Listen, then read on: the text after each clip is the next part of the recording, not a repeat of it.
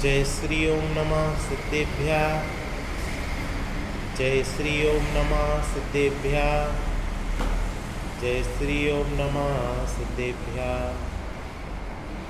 नमो अरहन्ताणं नमो सिद्धाणं नमो आयर्याणं नमो वज्रायाणं नमो लोये सबसाहूणं नमः श्रीवर्धमानाय निर्धूतकलिलात्मने सालोकानां त्रिलोकानां यद्विद्यादर्पणायते।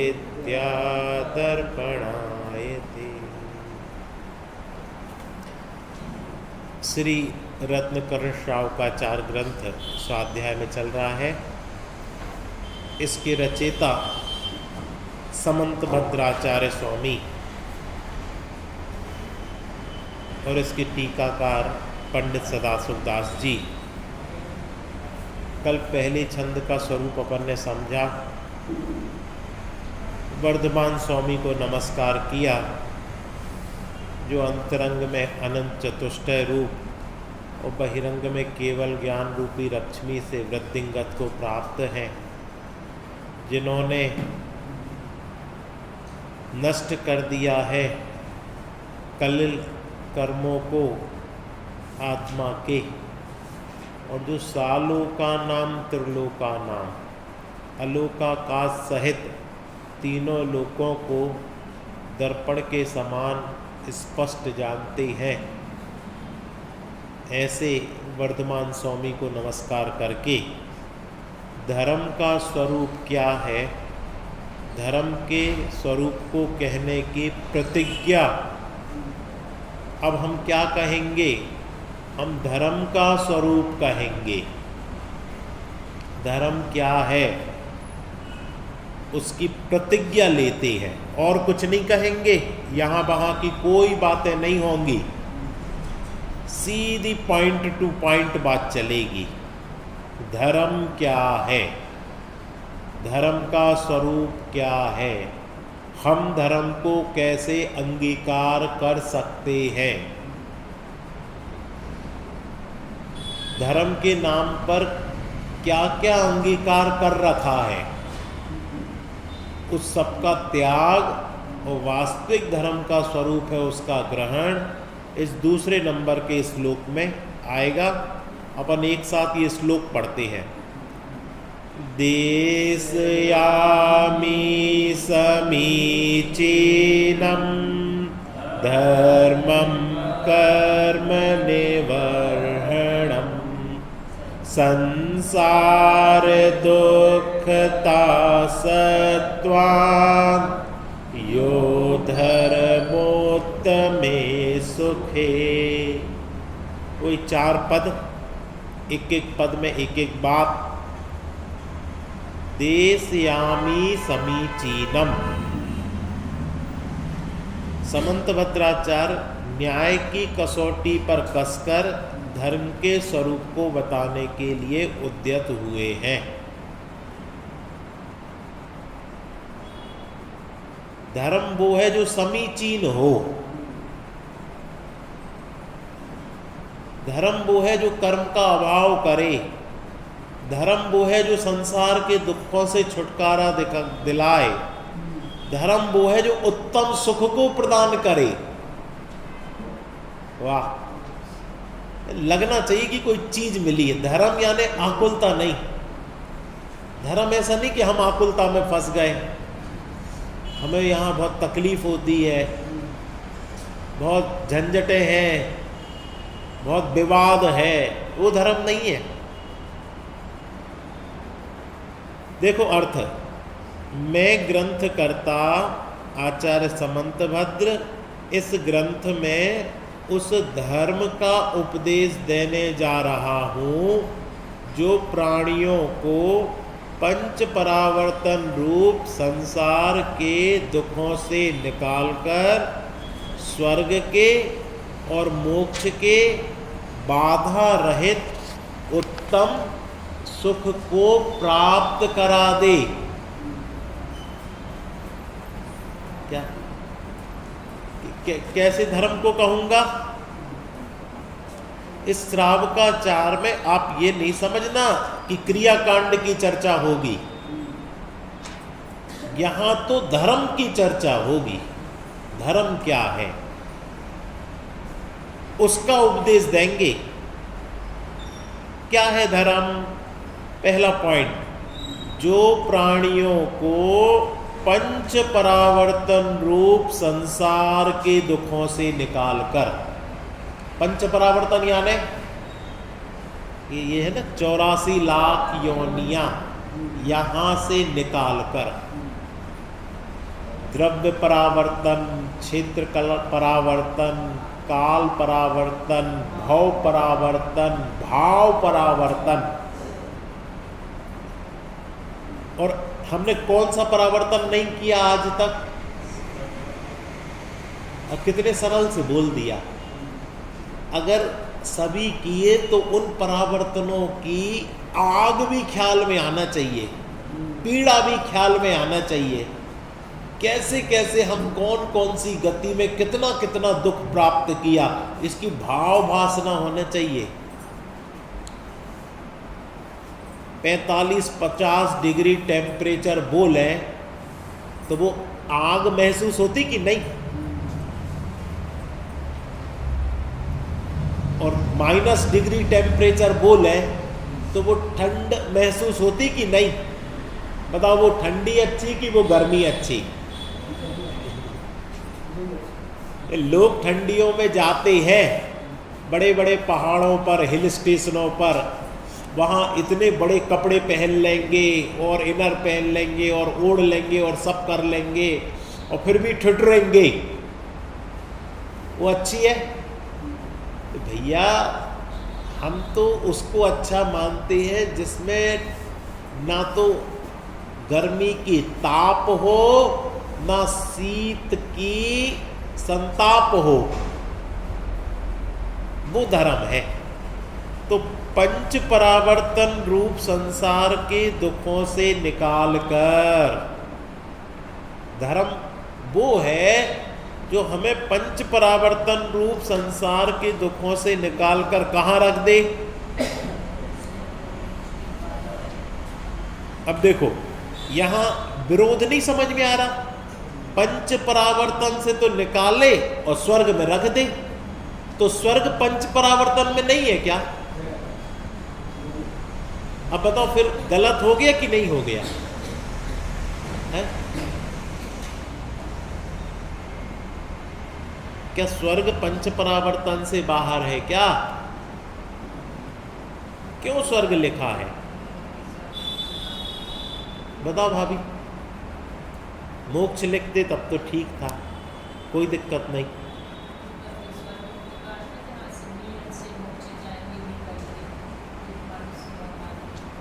ये उत्तर बहुत अच्छा उत्तर आया। कि ऊपर के स्वर्गों की बात है जहां से एक भाव लेकर निश्चित ही मोक्ष जाएंगे। ये धर्म स्वर्ग नहीं देता है, ये तो मोक्ष ही देता है। लेकिन जो उधर तक नहीं पहुंच पाए और थोड़ा सा चूक हो गई, उनको ऊंचा सर्वाण सिद्धि ऊपर के स्वर्ग देंगे, अगले भाव में आप मोक्ष चले जाओ। उदाहरण दो, किसी के साथ ऐसा हुआ? 5 पांडव ने धर्म को धारण किया और धर्म को धारण करके आत्मा की तल्लीनता में लीन हुए, पंच परावर्तन को छोड़ा। तो युधिष्ठिर, भीम और अर्जुन, इनने तो आत्म तल्लीनता की दशा में केवल ज्ञान प्राप्त किया, लेकिन नकुल और सहदेव जी को ऐसा लगा कि मुनिराज जल रहे हैं। तो इनको सर्वार सिद्धि मिली। अब वो सर्वार सिद्धि किसके कारण मिली?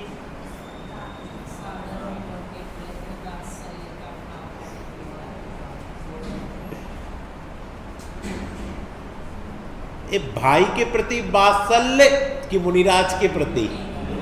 और अगर भाई के प्रति हो जाता तो वो छठवां सातवां गुण स्थान से नीचे। क्यों? भाई इतने बुरे होते क्या? भाई बुरे नहीं होते, भाइयों के साथ तो जीवन भर रहे, भाइयों के साथ धर्म ग्रहण किया, भाइयों के साथ आराधना कर रहे, लेकिन ये जो राग है ना, राग, इस राग के कारण गिर जाते। और मुनिराज के राग के कारण भी गिरे, इसलिए राग तो दुख रूप ही है। जैसे स्वार्थी होकर युधिष्ठिर, भीम और अर्जुन आत्म तल्लीनता में रहे, धर्म तो ये कहता है कि अपने लिए इतने स्वार्थी हो जाओ तो मोक्ष की प्राप्ति होगी। स्वार्थी शब्द अच्छा नहीं है तो वीतरागी कह दो। इतने वीतरागी हो जाओ कि बगल में क्या हो रहा है पता ना चले, देह में क्या हो रहा है पता ना चले, और अपने चैतन्य के वैभव में इतने मग्न हो जाओ तो मुक्ति सामने है। तो ये पंच परावर्तन रूप संसार के दुखों से निकालकर मोक्ष के, और मोक्ष अगर थोड़ा सा स्लिप हो जाए तो स्वर्ग के बाधा रहित उत्तम सुखों को प्राप्त करा देता है। ऊपर के स्वर्ग इसलिए बाधा रहित कहा कि उनको पंच कल्याणकों में आने तक की आकुलता नहीं होती कि पंच कल्याणक में जाएं, कि नंदीश्वर जाएं, कि पंचमेरु जाएं, कि संवेद शिखर हो आए। जहां है वहीं मग्न, हमारा धर्म हमारे साथ में है। अभी आएगा सदाशिव दास जी, इसका पूरा पिटारा खोलेंगे। और कैसे धर्म को कहूंगा, आचार्य प्रतिज्ञा कर रहे हैं। जैसे कुंद आचार्य देव ने समय सार में प्रतिज्ञा की थी कि मैं आत्मा दिखाऊंगा, यहां समंत भद्राचार्य कह रहे हैं कि मैं धर्म का स्वरूप कहूंगा। तो कैसा है धर्म? जो समीचीन। और समीचीन का अर्थ क्या होता?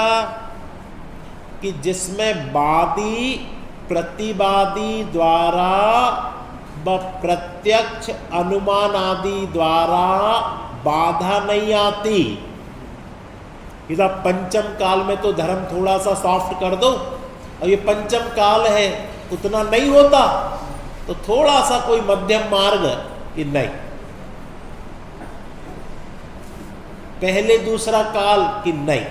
धर्म तो धर्म है, कालों के अनुसार वो शिथिल नहीं होता, परिवर्तित नहीं होता। जिसमें वादी प्रतिवादी द्वारा बदलाव नहीं होता, प्रत्यक्ष और अनुमान आदि द्वारा बाधा नहीं आती। साहब अभी कुछ और मुनिराजों की सभा हो तो कुछ और कथन चले, सम्यक दृष्टि की सभा हो तो कुछ और कथन चले, और मिथ्या दृष्टियों की सभा हो तो कुछ और कथन चले। ऐसा है, एक सा कथन चलेगा। अब देखो ये श्रावकाचार है, लेकिन इसमें भी आत्मिक धर्म का स्वरूप बताया। आत्मिक धर्म क्या है? इसमें ऐसा नहीं कि श्रावकों के लिए अलग धर्म बता दो और मुनिराजों के लिए अलग धर्म बता दो, बच्चों के लिए अलग बता दो और बड़ों के लिए अलग बता दो। ऐसा नहीं। मात्र जानना मेरा काम, सबके लिए एक ही धर्म है। तो जो धर्म है वो समीचीन है। समीचीन का मतलब, सालू बोलो, इसमें लिखा ना सबसे ऊपर की, समीचीन अर्थात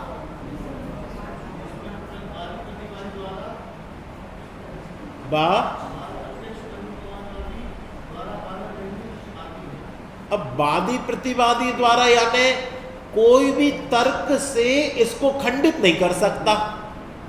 जैसे जल का स्वभाव शीतल है, अब कोई तुम्हें खोलता हुआ जल लाके हाथ पे रख दे, तुम कहोगे देखो हम जल गए, तुम तो कह रहे थे जल का स्वभाव शीतल है, फिर कैसे जल गए? तो ऐसा कोई आपके मन को डाइवर्ट नहीं कर दे। धर्म आपको कोई भी वादी हो, प्रतिवादी हो, प्रत्यक्ष हो, अनुमान हो, उससे आपके चित्त को भ्रमित नहीं कर सकता। ये वो है, ये आप उसकी बातों में आकर, जैसे आज चल रहा ना धर्म परिवर्तन, चारों ओर यही लगा है, लोग चाह रहे कि ये धर्मांतरण कर दे और हमारे धर्म की संख्या बढ़ जावे, यही चल रहा चारों तरफ। और जैन धर्म क्या कहता? जैन धर्म कहता कि सब धर्म स्वरूप ही है, किसी को जैन होने की जरूरत नहीं है, वो तो स्वभाव से ही जैन है। आप अपन को धर्म, अपनी संख्या क्यों कम है, हमें किसी को जैन नहीं बनाना, तो कि जो तुम हो ना तुम धर्म स्वरूप ही हो, बस इसको स्वीकार कर लो। इसलिए हमें नहीं लगता कि हमने एक जैनी बना दिया। अरे तुम जन्म जात ही धर्ममय हो। अभी आएगा इसमें भावार्थ। कौन पढ़ेगा अच्छी बुलंद आवाज में? आप पढ़ोगे? संसार में धर्म ऐसा नाम जो समस्त लोग कहता है, परंतु धर्म शब्द का अर्थ तो इस प्रकार है, जो नरक क्लेंच गतियों में परिभ्रमण रूप दुखों से आत्मा को छुड़ाकर उत्तम आत्मीय अविनाशी अकेंद्रीय मोक्ष सुख में धर दे, वह धर्म है। ऐसा धर्म मोल पैसा के बदले में नहीं आता है, जो धन खर्च करके दान सम्मान आदि द्वारा ग्रहण करने किसी का दिया नहीं मिलता है, जो सेवा उपासना द्वारा प्रसन्न करके ले लिया जाए। मंदिर, पर्वत, जल, अग्नि, देवमूर्ति, तीर्थ क्षेत्र आदि में नहीं रखा है, जो वहाँ आकर ले आए, जो वहाँ जाकर ले आए। उपवास, व्रत, कायक्लेश आदि तप से भी नहीं मिलता, तथा शरीर आदि क्रस करने से भी नहीं मिलता है। देवादि देव के मंदिर में उपकरण दान, मंडल पूजन आदि करके घर छोड़कर वन शमशान आदि में निवास करने से तथा परमेश्वर के नाम जाप आदि करके भी धर्म नहीं मिलता है। क्या बचा? सदाशिव दास जी ने धर्म के नाम पर जो जो जीव करता है उस सबको इसमें शामिल कर दिया और उसको धर्म नाम दिया। इससे धर्म नहीं मिलता, इससे धर्म नहीं मिलता, इससे धर्म नहीं मिलता। यानी पूरी जो स्लेट है ना आपकी, पूरी स्लेट साफ कर दी। क्योंकि आप धर्म का स्वरूप समझना है ना, तो पहले तू धर्म किसे किसे मानता है ये बता। वो ये सदाशिव दास जी की विशेषता क्या? संसार में धर्म ऐसा नाम तो समस्त लोग कहता है। बताओ कौन सा व्यक्ति धर्म नहीं कहता? जो चारवाकी है, जो कहता खाओ पियो मौज करो, उधार लेके घी कियो, चद्दर तान के सो, यही धर्म है। तो वो भी धर्म का नाम तो ले ही रहा है ना। दूसरा क्या कहता? अपन तो देखो एंजॉय करो, लाइफ मिली है, अच्छे से जो मन आए, जो मर्जी हो वो करो और बस आराम से रहो। तो ये भी तो धर्म ही नाम ले रहा ना। तो पहली पंक्ति क्या डाली? संसार में धर्म ऐसा नाम तो समस्त लोग कहता है, परंतु धर्म शब्द का अर्थ तो इस प्रकार है। अब धर्म किसे कहते?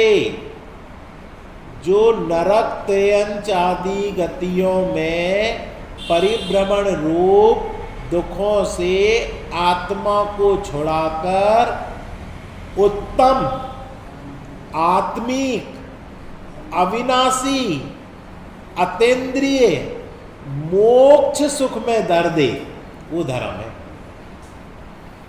इसमें आपको दो बातें पता होना चाहिए। नरक त्रियंच गति में परिभ्रमण रूप दुख है, इसके अपन ने खूब भाव वासना करा ली। अभी वकील साहब का जो सोमवार को व्याख्यान हुआ उसमें भी उनने नरक गति के दुख बताए कि नरक गति में कैसे दुख है।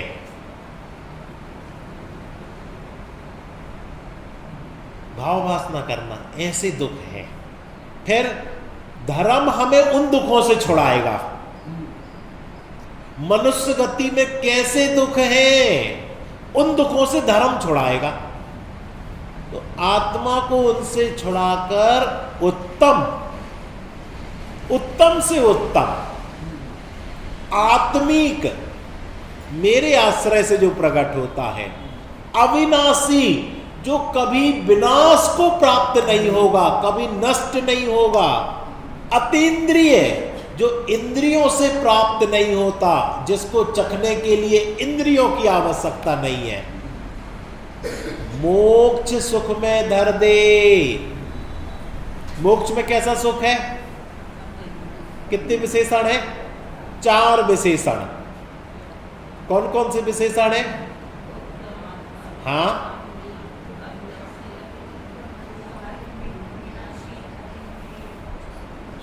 कभी अपन को लगने लग जाए ना कि अब हम जो कर रहे हैं तो हम सेटिस्फाइड हैं अपने आप से, जो जो हम कर रहे हैं वो ठीक है, तो ये 4 विशेषण देख लेना।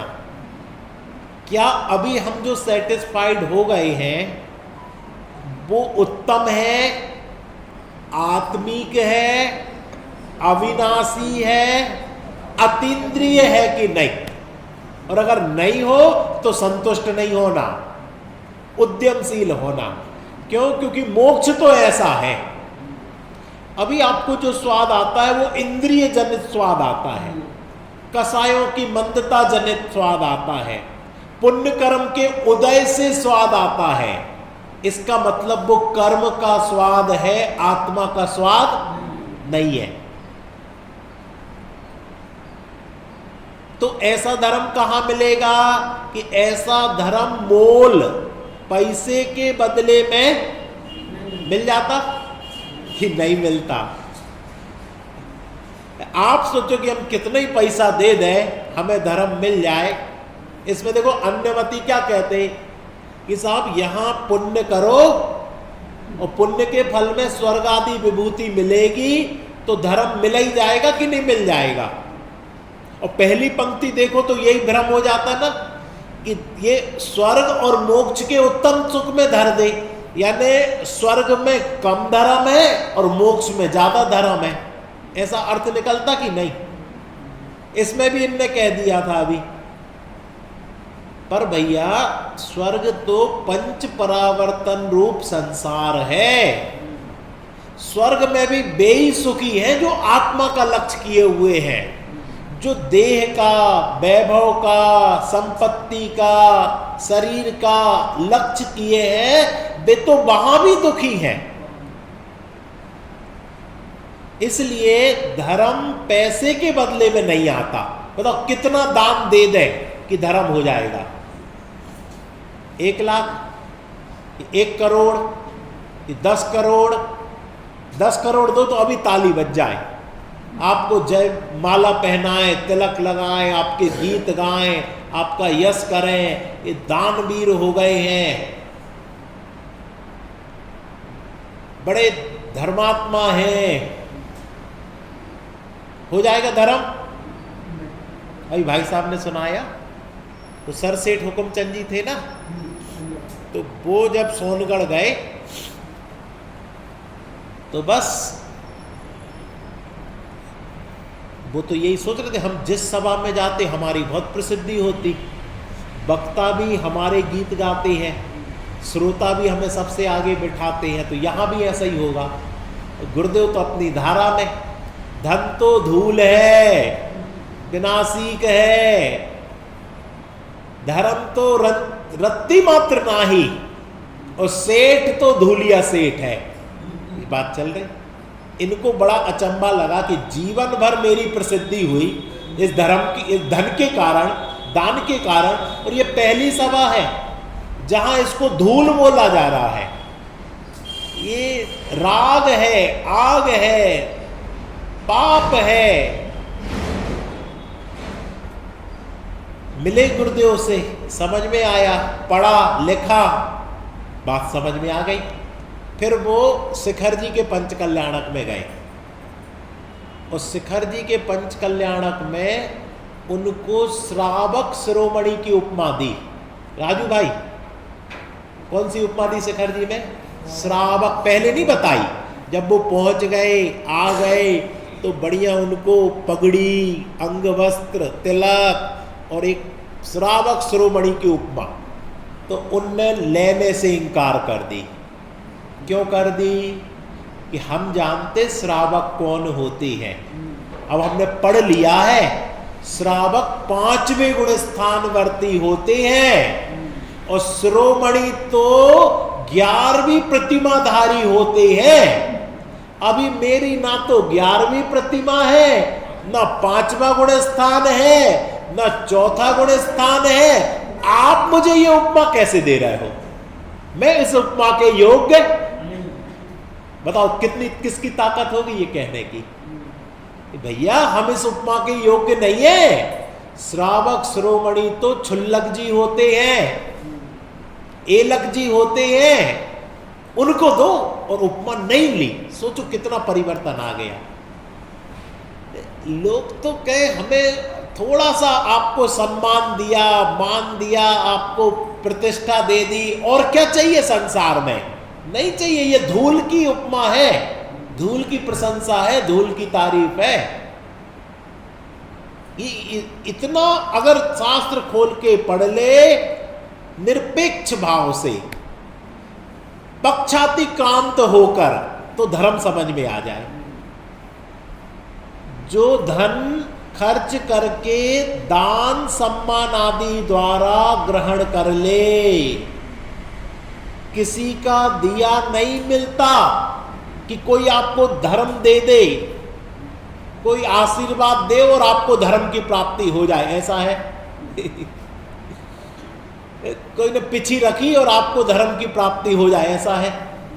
लेकिन संसार में क्या लगा? बस ये आशीर्वाद मिल जाए। अभी हमने यही सुना, मैंने बताया था ना, एक जन की बेटी को बेटी हुई, और महीने भर में ही उनकी वो जो बेटी को बेटी हुई थी ना, तो बेटी खत्म हो गई। तो उनको मिलने गए तो उनने बोला कि हमने तो उनको फोन करके आशीर्वाद लिया, और उधर से आशीर्वाद आ गया कि बिल्कुल जल्दी शीघ्र हो जाओगे, और 2 ही दिन बाद खत्म हो गए। अब बताओ आपके आशीर्वाद की क्या वैल्यू रही? अब उनने शांति धारा कराई कि भैया जल्दी ठीक हो जाए, हम शांति धारा करा रहे हैं, और 2 ही दिन बाद खत्म हो जाओ। अब उस शांति धारा की कितनी वैल्यू रह गई? अब तो उसके मन से श्रद्धा ही उतर गई भगवान के प्रति कि हे भगवान, आप हमें पता है आप कुछ नहीं कर सकते, आपने बचाया ही नहीं। हमने 1 लाख रुपए खर्च किए, हमने शांति धारा कराई, हमने आपके चरण छुए, आपने आशीर्वाद दिया, और आपने कहा भी मुंह से कि जल्दी स्वस्थ हो जाओगे, और कहाँ हुए? इसलिए ना तो ऐसी मांग करो और ना ऐसे आशीर्वाद दो, ना ऐसी क्रियाकांड करो। क्यों? क्योंकि जब आपको पता है कि किसी के धन खर्च करने से, दान से, सम्मान आदि द्वारा ग्रहण नहीं होता, किसी का दिया मिलता नहीं है, जो सेवा उपासना द्वारा प्रसन्न करके ले लिया जाए, कि हम किसी की सेवा करें, उसको प्रसन्न कर दें तो हमें मिल जाए। और खतरनाक, मंदिर, पर्वत, जल, अग्नि, देवमूर्ति, तीर्थ क्षेत्र आदि में नहीं रखा। अब तो बहुत खतरनाक हो गए। तो हम मंदिर भी नहीं आए क्या? जब मंदिर में धर्म नहीं है तो हम कल से मंदिर नहीं आएंगे, छोड़ देंगे। तो धमकी किसको दे रहे हो? छोड़ दे, तेरा ही अहित होगा। तू क्या करेगा छोड़कर, चलिए बता। कि हम सोएंगे तो सोने से क्या होगा, पाप बांधेगा, अशुभ परिणाम होंगे, नरक निगोद तैयार होगा। तो मंदिर तो आ, लेकिन मंदिर में धर्म नहीं रखा, इसमें क्या तकलीफ है? मंदिर आने से परिणाम निर्मल होते हैं, कसाएं नष्ट होती हैं, और जो वास्तविक धर्म है उसका स्वरूप समझ में आता है। मंदिर आने मात्र से नहीं होगा, मंदिर में आकर अपने निज चैतन्य को पहचानने से होगा। इसके लिए मंदिर आना। कई लोग हैं, हम हर साल शिखर जी जाते हैं, 10 लक्षण खत्म हुए और शिखर जी गए, रिकॉर्ड बन गया साहब, 100 बार हो आए, 100 बार वंदना कराए, कितना धर्म हो जाएगा? कि किसी ने बस बता दिया कि बस शिखर जी आओ, धर्म हो जाएगा। अरे ये प्राइमरी का उपदेश था। शिखर जी आकर जिन मुनिराजों ने वहां आत्म साधना की, उन मुनिराजों को याद करो, उन मुनिराजों की कही बातों को शास्त्र में से पढ़ो, और जैसा उनने कहा वैसा अपना विचार करो, चिंतन करो, और अपने आत्म स्वरूप में लीन हो जाओ। यहां तक पहुंचना था। और ये कहां तक? पहले ही पॉइंट पे। अच्छा बताओ, आपका बच्चा नर्सरी में आपने भर्ती करा दिया, तो क्या कहा जाता? आप तो बस उसको लाके स्कूल में छोड़ दो, फिर हमारी जिम्मेदारी, और बस अपन ने जाके छोड़ दिया, प्ले स्कूल में छोड़ दिया। अब कितनी पढ़ाई हो रही है? 1 साल की फीस पता कितनी है प्ले स्कूल की? 60,000, 70,000, 1 लाख। 1 साल बाद कितनी पढ़ाई हुई? ऐसा नहीं बोलो कुछ नहीं, वो 1 साल में स्कूल में बैठना सीखा है, मां बाप का राग छोड़ा है। जो जन्म से ही जिनको देखा था, जिनमें अपनापन किया था, जिनको हितैषी माना था, उनका राग छोड़ा। उनके बिना वो 2 घंटे उस ऐसी जगह रहा, नहीं दिखे उसको। जो 24 घंटे दिखते थे ना, वो नहीं दिखे उसको, तो भी वो बैठा रहा।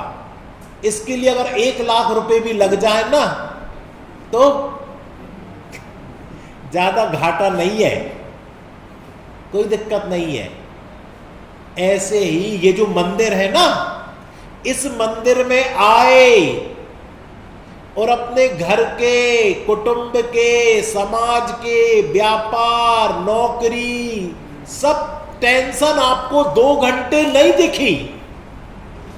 यहां वीतरागी देव दिखे, और उनके माध्यम से अपने देव दिखे। तो 1 लाख रुपए भी आप साल का मंदिर में दे दो तो कोई नुकसान, बब्बे भैया, कोई नुकसान नहीं है। क्यों? क्योंकि यहां जिनसे हम राग करते थे, द्वेष करते थे, मोह करते थे, उनके दर्शन नहीं हुए। यहां तो वीतरागी देव के दर्शन हुए, और उनके माध्यम से अपने चैतन्य देव के दर्शन हुए। ऐसा करो तो ठीक। और तुम सोचो कि मात्र मंदिर चले गए, अब हमें धर्म हो जाएगा, तो धोखे में नहीं रहना। विनोद भैया, धोखे में नहीं रहना कि हम मंदिर आ गए, अब भगवान तुम्हारी जिम्मेदारी, तुम ही स्वामी हाथ बढ़ाकर तारो तो तर जाए। अब भगवान हमारा कोई काम नहीं है, अब तो तुम ही हाथ बढ़ाकर तार दो। तो भगवान हाथ बढ़ाने वाले, आगे देखो और खतरनाक, ये है सदाशिवदास जी की लेखनी। उपवास, व्रत, काया क्लेश आदि तप से भी नहीं मिलता। ये सब छुड़ा दोगे तो हम क्या करेंगे? कि हम छुड़ा नहीं रहे हैं, तुमने मात्र ये क्रिया करके सोचा कि हमें धर्म हो जाएगा। क्या करके? उपवास करके। उपवास का स्वरूप तो जाना नहीं। उपवास का स्वरूप क्या था? उपवास, आत्मा के समीप वास करना। वो तो तुमने किया नहीं। और क्या किया? भूखे रहना, भोजन नहीं करना, पानी भी नहीं पीना, निर्जला। और क्या करते रहना कि अब जैसे तैसे दिन पूरा करना है। सो टीवी देखना, मोबाइल चलाना, सोना, घूमना फिरना, व्यापार में लग जाना, उपवास हो गया। जैसे तैसे दिन पूरा करना। भाई साहब धोखे में मत रहो। काय क्लेश, शरीर को कष्ट देना। उसको भूख लगी है, भोजन नहीं देना, प्यास लगी है, पानी नहीं देना। अब क्या लगा? हमें धर्म हो रहा। नहीं, ये काम तो तुमने सही किया था। भूख लगी, भोजन नहीं दिया, प्यास लगी, पानी नहीं दिया। लेकिन इसके बाद विचार क्या किया कि भैया मैंने इस शरीर को कितना भकाया, क्या क्या नहीं खिलाया, क्या क्या नहीं पिलाया, कभी तृप्ति ही नहीं होती। और एक में आत्मा हूं जो तृप्त स्वरूप हूं, उसमें लीन हो जाऊं तो कभी पानी पीने की जरूरत नहीं पड़े, भोजन करने की जरूरत ना पड़े। ऐसा भेद विज्ञान करना, ऐसा विचार करना। ऐसा नहीं कि पानी पी लेना, जब प्यास लगे सो पी लेना, ना दिन देखना ना रात देखना। हम तो ये आकुलता नहीं करते, जिनमें जितनी बार याद आए हम तो पी लेते चुपचाप। रात दिन का विचार विवेक नहीं करते हम तो। क्यों? आकुलता नहीं होना चाहिए। सही है? इसमें तो लिखा शरीर को कष्ट नहीं हो जाए कि भैया शरीर को कष्ट नहीं हो जाए। सो क्यों लिखा कि उससे निर्णय करना कि क्या पीने से दूर हो गया, पीने से कष्ट दूर हो गया क्या?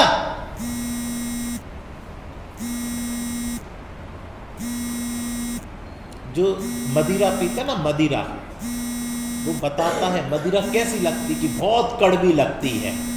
तो फिर क्यों पीते हो? जब कड़वी है, अच्छी नहीं है, मीठी नहीं है, स्वादिष्ट नहीं है, तो क्यों पीते हो?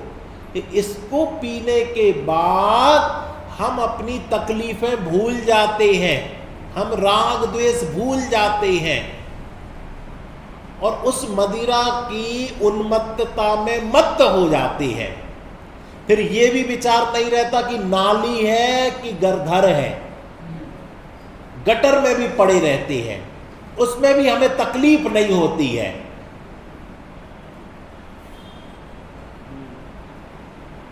इसलिए और जब होश आता है तो फिर वही तकलीफ, अरे हम गटर में पड़े, इसलिए फिर जाके पी लेता है। ऐसा कर करके वो शराबी व्यक्ति अपने आप को सुखी मानता है। बताओ वो सही में सुखी है क्या? है क्या सुखी? मान तो रहा है कि नहीं? मान तो रहा कि नहीं? ये भी नहीं पता वो सुखी मान, तब तो इतनी कड़वी पी रहा है। अब अपने पे घटाओ, एक चैतन्य के आनंद को छोड़कर सारे धार्मिक काम करे और अपने आप को सुखी माने, धर्मात्मा माने, तो मानने से धर्म हो जाता क्या है?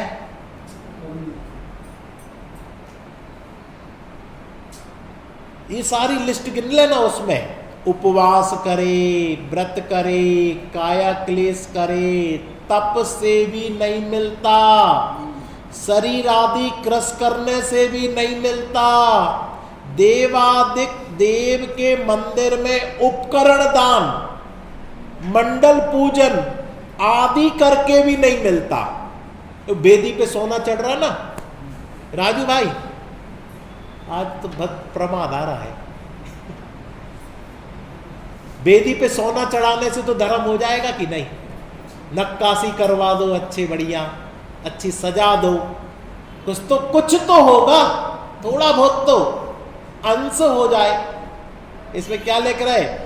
देवादि देव के मंदिर में उपकरण दान, मंडल पूजन। लोग कहते एक बार सिद्ध चक्र का विधान करवा दो, एक बार।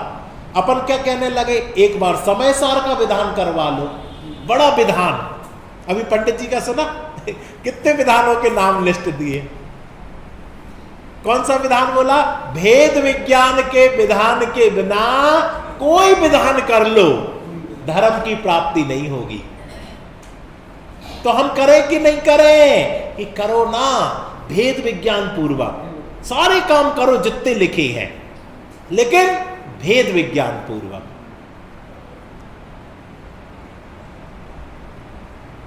घर छोड़कर, अब देखना अंतिम और सुन लो, घर छोड़कर वन शमशान आदि में निवास करने से और परमेश्वर का नाम जाप आदि करके भी धर्म नहीं मिलता। अब एक पक्ष ऐसा हो गया, बस जाप दो, जाप 3 जाप, 11 जाप, 21 जाप, 108 जाप। उन बेचारे भोले जीवों को हमें तो दया आती है, उनने कहा धर्म बता दो, उनने जापे बता दी। अब दिन भर क्या हो रहा है? जापे, और रिकॉर्ड हो रहा है। अब बताए धीरे से लोग क्या कहेंगे? चलो धर्म नहीं हो रहा, पुण्य तो हो ही रहा, पाप तो नहीं कर रहे ना, नरक निगोद तो नहीं जाएंगे, स्वर्ग ही तो जाएगा। लेकिन स्वर्ग पंच परावर्तन में है कि उससे बाहर है, और आत्मा को ना जानकर स्वर्ग जाएगा तो स्वर्ग में कौन सा देव बनेगा? व्यंतर, भवनवासी, ज्योतिष, वैमानिक नहीं बनेगा। क्यों? आत्मा को नहीं जाना ना। सम्यक दृष्टि होकर देव जाएगा तो ऊंचा देव बनेगा, सर्वार सिद्धि में जाएगा। और आत्मा को जाने बिना किसी और में धर्म माना, तुम तो फेलियर हो। इतना अच्छा मनुष्य पर्याय मिली, इतने अच्छे शास्त्र मिले, आचार्यों की कही हुई बातें मिली, उन पर तो तूने श्रद्धा नहीं किया और शॉर्टकट में धर्म करना चाहता था। शास्त्र पढ़ना तो बड़ा कष्टकारी मानता है।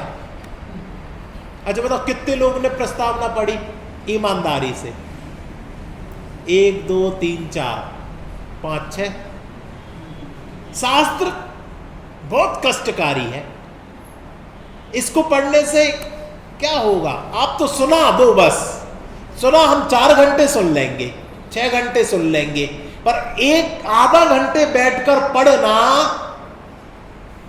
आत्महित हेतु वैराग्य ज्ञान तय लखे आपको कष्टदान।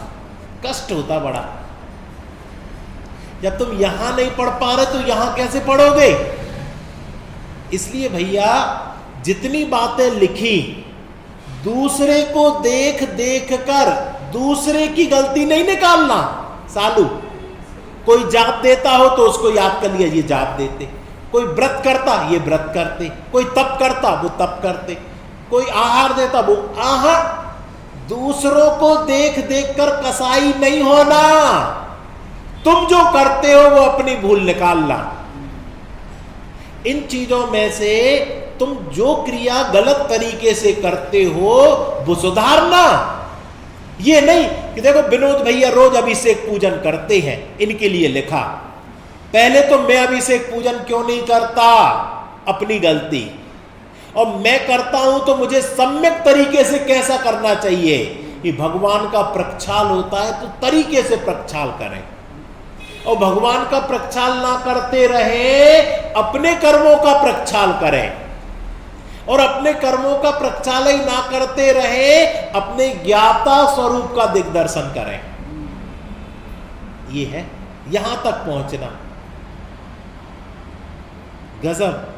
सदाशिव दास जी ने बहुत गजब का काम किया है। अब एक लाइन सुना ही लो, इतनी आपने नास्ती सुनी तो एक अस्ती तो सुन लो। ये काले अक्षरों में जो लिखे ना, सीट बेल्ट बांध के सुनना। धर्म तो आत्मा का स्वभाव है। धर्म क्या है? आत्मा का स्वभाव। धर्म क्या है? आत्मा का स्वभाव। और धर्म के बिना तुम कभी नहीं रहते, कहीं नहीं रहते। पर द्रव्यों में आत्मबुद्धि छोड़कर अपने ज्ञाता दृष्टा रूप स्वभाव का श्रद्धान, अनुभवन, ज्ञान और ज्ञायक स्वभाव में ही प्रवर्तन रूप जो आचरण, वो धर्म है। गजब! कितना पुण्य का उदय होगा हम लोगों का, ऐसे निकृष्ट काल में इतने सरल तरीके से धर्म की परिभाषा बताने वाले आचार्य और विद्वान मिल गए। यानी पूरी धरती पर हमसे ज्यादा पुण्यात्मा कोई नहीं होगा। क्यों? क्योंकि परद्रव्यों में बुद्धि बताने वाले तो बहुत मिल जाएंगे, बाहर की प्रॉपर्टी बताने वाले तो बहुत मिल जाएंगे, लेकिन अपनी शाश्वत प्रॉपर्टी बताने वाले कोई मिल जाए और हमें उस पर विश्वास आ जावे, तो हमसे ज्यादा भाग्यशाली दुनिया में कोई नहीं। क्यों? क्योंकि ये हमेशा रहने वाली चीज है। क्या कह रहे हैं? धर्म तो आत्मा का स्वभाव है। घोलन करना दिन भर, जाप देना हो तो इसकी जाप दो। इसकी जाप दे सकते आज? धर्म तो आत्मा का स्वभाव है। धर्म तो आत्मा का स्वभाव है। धर्म तो आत्मा का स्वभाव है। धर्म तो आत्मा का स्वभाव है। धर्म तो आत्मा का स्वभाव है। धर्म तो आत्मा का स्वभाव है।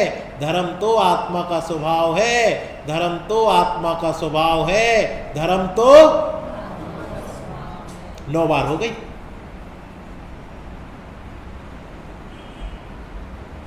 अब भटकेगा नहीं ये। 9 यानी अविनाशी अंक। 9 का नाश नहीं होता कभी।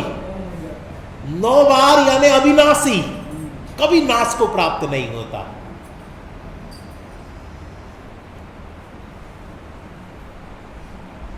ये वैज्ञानिकता है 9 बार में। अगर आपने कोई चीज 9 बार बोल ली तो ये जो बुद्धि है ना, बुद्धि, ये इसकी अकल ठिकाने लग जाती, धारणा ज्ञान में पक्की हो जाती। अगर भाव भासना पूर्वक आपने इतनी बार उच्चारण कर दिया, उच्चारण करना मुंह से, तो वो बात पक्की हो जाती। धर्म तो आत्मा का स्वभाव है। आज इस पर विचार विमर्श करो। आगे की चर्चा अपन जो है वो कल खुलासा करेंगे। एक सूचना है आप लोगों को, आपने सूचना तो पढ़ी ली होगी। 10 तारीख से 14 तारीख तक डॉक्टर मनीष जी शास्त्री मेरठ अपने यहाँ महावीर जिनालय पधार रहे हैं। अपन 3-4 साल से कोशिश कर रहे थे उनको बुलाने की, और संयोग नहीं बन पाया। अब संयोग बन गया है, तो अब अपने उत्साह को कम ना करें, अपने उत्साह को दुगुणित बढ़ावें। अपने डायरी में ये टाइम सेट कर लें, अपने मित्रों को, रिश्तेदारों को जहाँ तक सूचना हो देवें, और भरपूर लाभ लेकर। धर्म तो आत्मा का स्वभाव है। हम उस धर्म को सुनने के लिए पधारे तो अवश्य ही हमें उसका लाभ होगा। सहजानंदी सोद